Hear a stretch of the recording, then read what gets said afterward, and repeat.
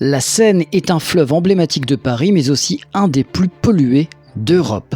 Depuis 2020, la ville de Paris a lancé un plan ambitieux pour dépolluer la Seine et permettre aux Parisiens de s'y baigner à l'horizon 2024. Très ambitieux tout ça. 2024, c'est bien sûr l'année des Jeux Olympiques.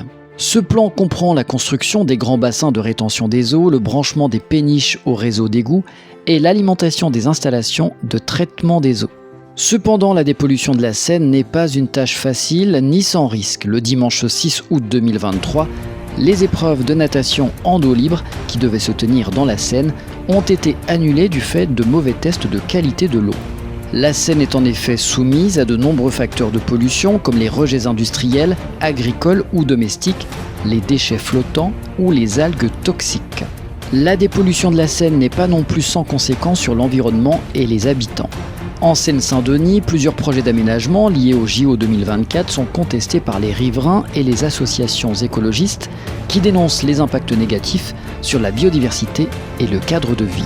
Par exemple, le parc Georges Valbon, un des plus grands espaces verts du département, est menacé par la construction d'un village olympique. Ou encore le canal Saint-Denis qui devait accueillir les épreuves de canoë-kayak est pollué par les déchets du chantier du Grand Paris Express. La dépollution de la Seine est donc un enjeu majeur pour Paris et sa région qui doit concilier le respect de l'environnement et l'organisation d'un événement sportif mondial. La Seine peut-elle redevenir un lieu de vie et de loisirs pour les habitants et les visiteurs ?